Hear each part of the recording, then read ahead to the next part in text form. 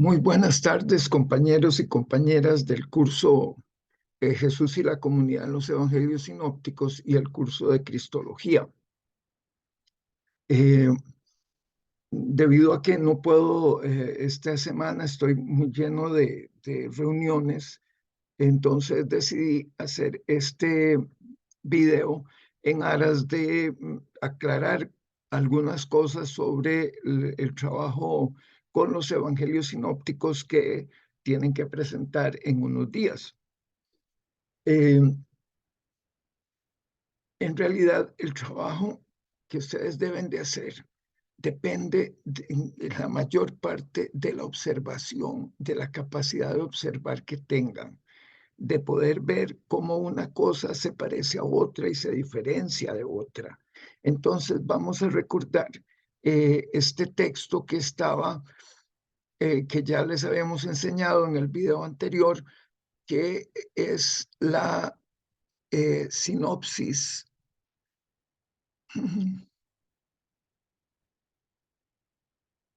Recuerdan, esto lo habíamos explicado la semana anterior, ¿verdad? La primera cosa que debemos observar, por ejemplo, así viene en el documento que se les envió, que se llama Sinopsis de los Cuatro Evangelios. En realidad es un libro negro bastante grueso, eh, pero está digitalizado y está en la semana, en la carpeta que toca a la semana en que tienen que presentar la sinopsis. Ahí lo pueden buscar.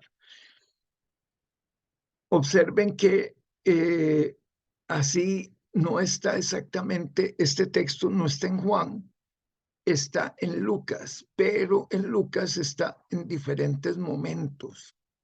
Y como ustedes pueden ver, para Lucas hay dos columnas. Una es del capítulo 21, versos 5 al 7, y otra es Lucas 19, 41, ¿verdad?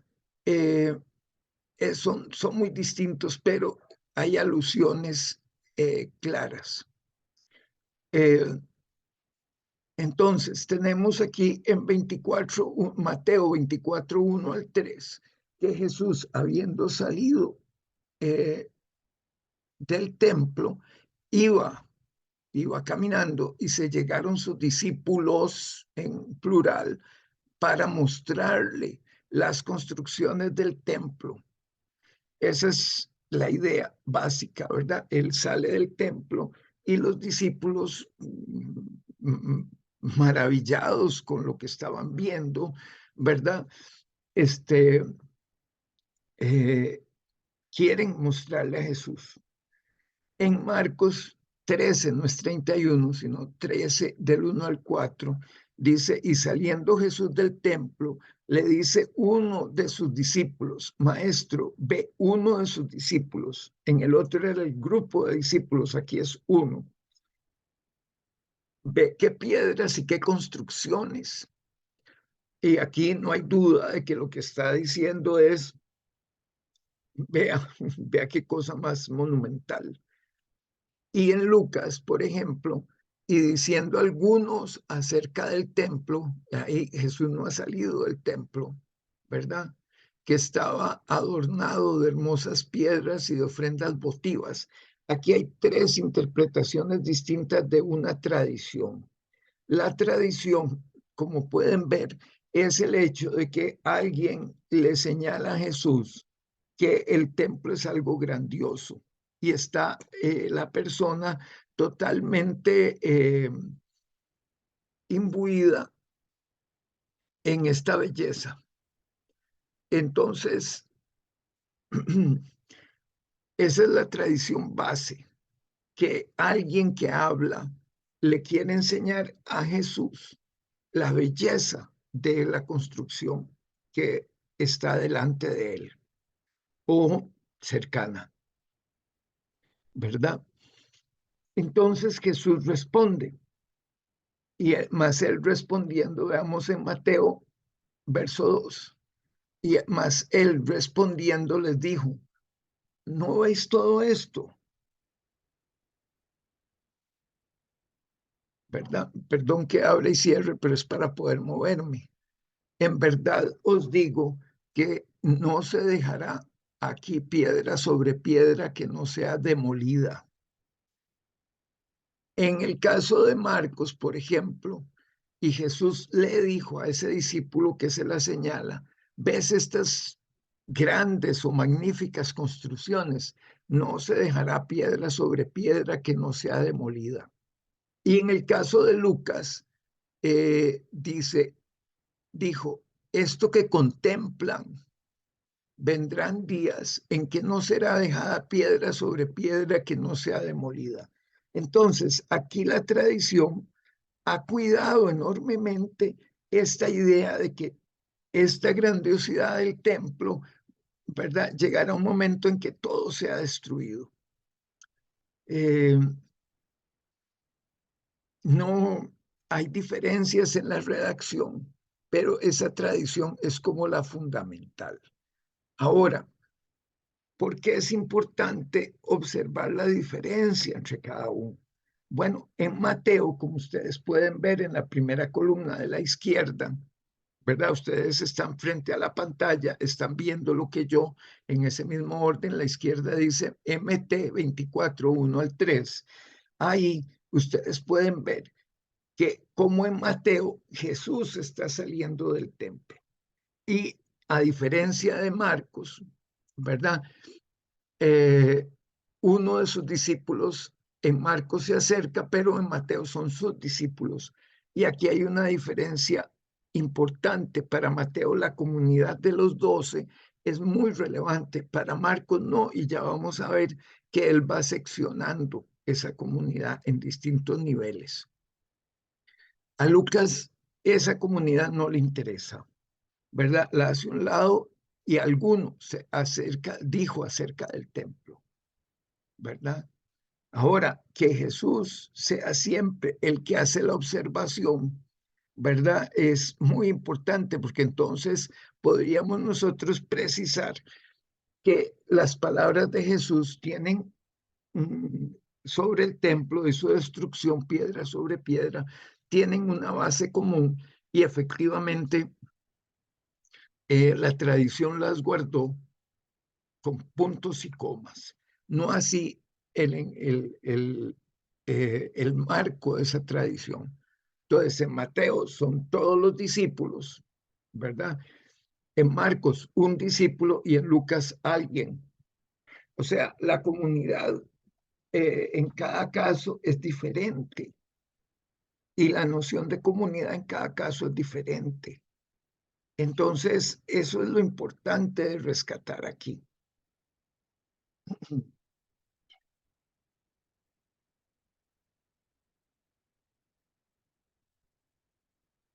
Al mismo tiempo, aunque haya un marco diferente, las palabras de Jesús se respetan casi punto por punto. En caso del siguiente verso, ahora bien, estando sentado él sobre el monte de los olivos, se llegaron a él sus discípulos aparte, diciendo, dinos cuándo será esto y cuál será la señal de tu venida y del fin del mundo. Entonces, en Marcos, por ejemplo, dice, y estando sentado él en el monte de los olivos frente al templo, le preguntaban aparte Pedro, Santiago, Juan y Andrés, dinos cuándo será esto y cuál será la señal de tu venida. ¿Cuál será la señal cuando todo esto vaya a finalizar? Perdón, ahí no está lo de tu venida. Y en Lucas, la discusión continúa. Ahora bien, le preguntaron diciendo, maestro, ¿cuándo pues será esto y cuál será la señal cuando esto vaya a suceder?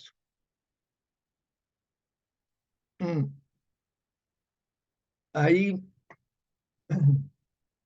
otra vez un marco diferente. En Mateo y Marcos son muy cercanos. Lucas se distancia de todos ellos. Se distancia de estos dos. Entonces, podemos ver que Mateo se ha preocupado por seguir a Marcos y crear un entorno diferente al de Marcos. Otra vez son sus discípulos. Aparte llegan mientras él está sentado en el Monte de los Olivos y conversan con él. En Marcos, no. Está en el Monte de los Olivos también sentado, pero son 4 discípulos, que son los primeros 4 discípulos que se marcan en 1:16. Los 2 pares de hermanos que estaban pescando. Lucas otra vez omite quién hace la pregunta. Para Lucas no son los discípulos, pero la pregunta más o menos es la misma, ¿verdad? En el caso de Mateo y Marcos hay una gran similitud.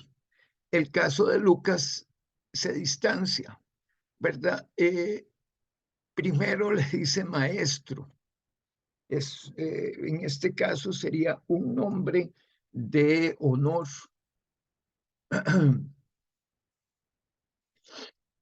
Pero después se sigue la misma línea. ¿Cuándo será esto? ¿Cuál la señal del fin del mundo vaya a finalizar, vaya a suceder? Ahí hay diferencias, pero el núcleo de la pregunta también se preserva. Entonces tenemos lo mismo que antes. Cada evangelista crea un marco donde estas preguntas tienen sentido. En el caso de Marcos, es importante saber que se trata de personas, del grupo íntimo de Jesús, ¿verdad? Ese discípulo no sabemos quién era, pero ahora es el grupo íntimo de Jesús, los 4 o los 3. Estos estuvieron en 5:21 y siguientes cuando Jesús resucita a la hija de un centurión y han estado en varios momentos, en el caso de la transfiguración, también estuvieron estos. Mientras que en Mateo nada de eso se alude, es otra cosa diferente. Y Lucas ni se diga, Lucas diluye enormemente eso. Si seguimos adelante, ahí es donde Jesús vuelve a contestar. Cuando pues veáis la abominación de la desolación mencionada por Daniel el profeta, que está en el lugar santo, el que lea comprenda. Marcos más o menos, más cuando veáis la abominación de la desolación que está donde no se debe, el que lea comprenda, ¿verdad? Y en Lucas hay una diferencia muy significativa. Más cuando veáis a Jerusalén rodeada por campamentos, entonces sabed que está cerca su desolación. En este caso, Mateo y Marcos Mateo sigue a Marcos, pero lo ajusta. Primero le pone la cita de dónde viene este concepto de abominación de la desolación, bueno, al profeta Daniel. ¿Y dónde no debe ser? Bueno, en el lugar santo, ¿verdad? Que es la parte interna del templo. Lucas no, Lucas queda con el tema de la destrucción, pero es muy histórico porque Lucas se imagina a los ejércitos rodeando Jerusalén y destruyéndolo. Entonces, ahí es donde está el punto. Ese es el tipo de observación que hay que hacer. ¿Y qué es lo que se presenta? Entonces las observaciones. Bueno, yo vi que, por ejemplo, hay una diferencia entre esto y esto.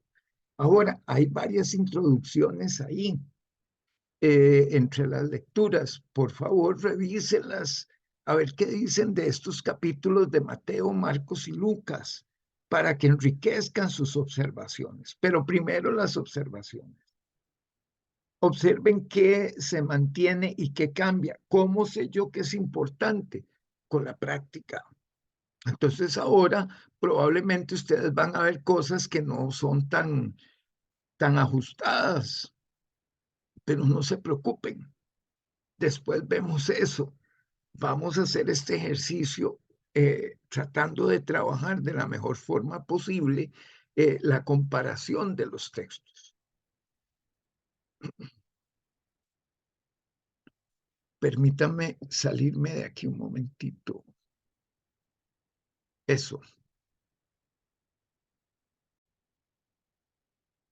Ahora, el tema, la otra parte del trabajo sinóptico es la lectura vertical, es decir, cómo se amarra cada pieza con otra pieza. En esto también hay que tener como una cierta intuición que se va creando con la práctica y el tiempo. Entonces, ahí lo que hay que hacer es tomar el verso, ¿verdad? Perdón, el texto que se está revisando, evangelio por evangelio, y leer antes y leer después, y empezar a ordenar los temas. Yo había también la vez pasada puesto un ejemplo que me permito retomar.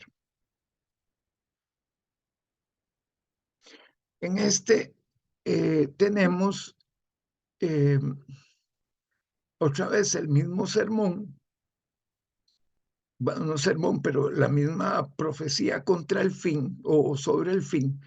Y aquí hay un indicador que es muy valioso, que es los movimientos. Cuando Jesús u otro personaje de los evangelios sale o entra a algún lugar, usualmente es Jesús el que sale y entra.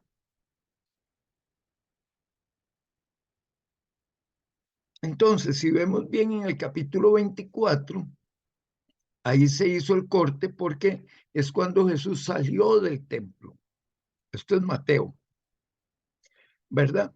Y entonces se vuelve a señalar, salió del templo y está sentado en el monte de los olivos.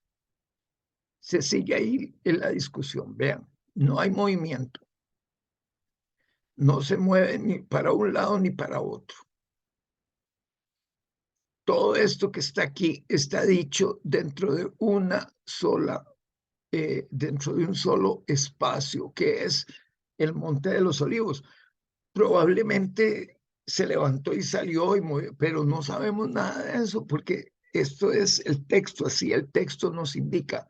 Hasta que en el verso 6 del capítulo 26, Jesús está en Betania, en la casa de Simón el leproso. Ese es el siguiente, esa es la salida. Aquí yo puse esto que es 26.1, pero cuando hubo acabado Jesús todas estas palabras, dijo a sus discípulos, pero eso no es de ubicación, sin embargo lo puse para que se notara, y aquí es donde aparece en Betania. Si volvemos atrás, vemos que otras cosas van apareciendo. Entonces seguimos leyendo toda la discusión sobre lo que va a pasar al final, pero aquí empieza un tema que si no nos llama la atención al principio, nos tiene que llamar la atención en adelante, porque esta era la gran pregunta de los discípulos, ¿verdad?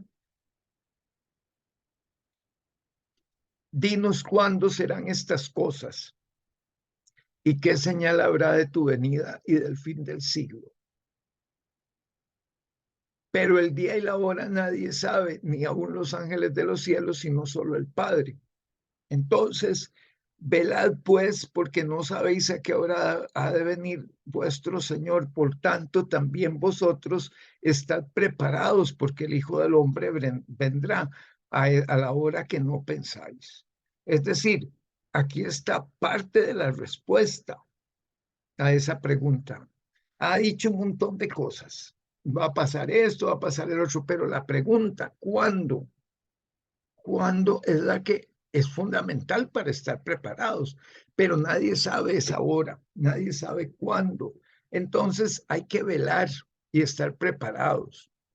Que por cierto,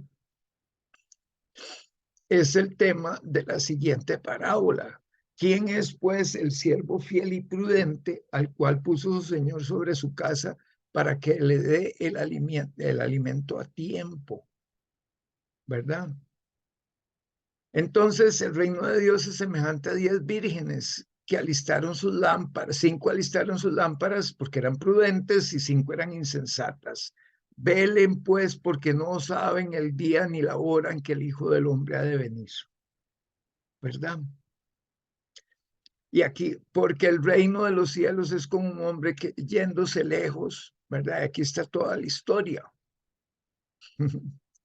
Y donde señala que al que no hizo lo que correspondía, porque no se preparó para hacer eso, entonces simplemente es al que hay que echarle en las tinieblas de afuera, y ahí será el lloro y el crujir de dientes. En la sección 31 y siguientes volvemos de nuevo, ahora sí, cuando el Hijo del Hombre venga en su gloria y todos los santos ángeles con él, entonces se sentará en su trono de gloria y serán reunidas delante de él todas las naciones. Esto que estoy leyendo aquí es la última perícopa de esta sección, desde que él se sentó en el Monte de los Olivos hasta que apareció ahora en Betania. Pero entonces vean aquí al final, e irán estos al castigo eterno y los justos a la vida eterna. Entonces tenemos dos textos que nos dicen tanto la recompensa como el sufrimiento, y el resto que nos advierten que es fundamental estar preparados, ¿verdad? Entonces,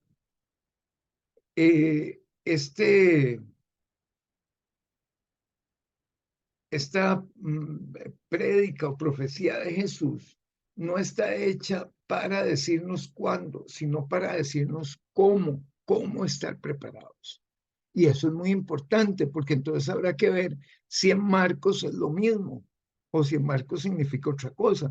También por el contexto, porque estamos leyendo verticalmente, es decir, cada evangelio en su propio mundo.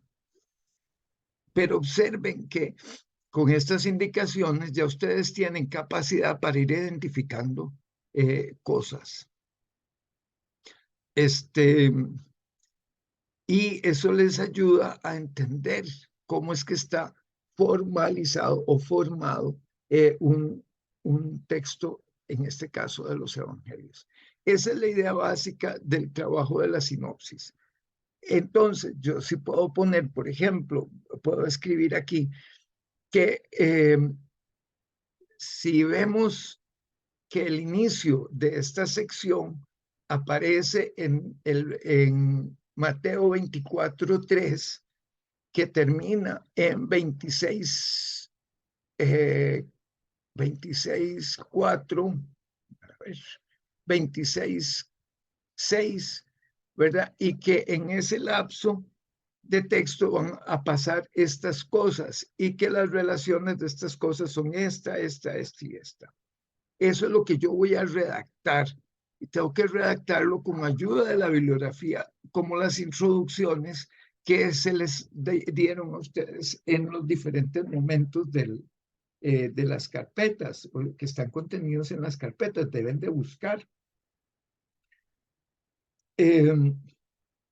Esos serían los dos momentos fundamentales de hacer una sinopsis. La primera es recabar la información horizontal, es decir, cómo se parece cada evangelio entre sí en esa perícopa específica, en esa sección que estamos estudiando. Y luego, cómo esa perícopa está inserta dentro del texto de cada evangelio. Entonces, Mateo tiene una manera de incorporarla, Marcos tiene otra y Lucas tiene otra. Partamos del hecho de que Marcos sería el evangelio más antiguo y por ende es el evangelio al que tanto Mateo como Lucas hacen referencia. Estoy a los órdenes. Si necesitan alguna aclaración estos días, por favor escríbanme al correo franciscomenoriamuno@gmail.com.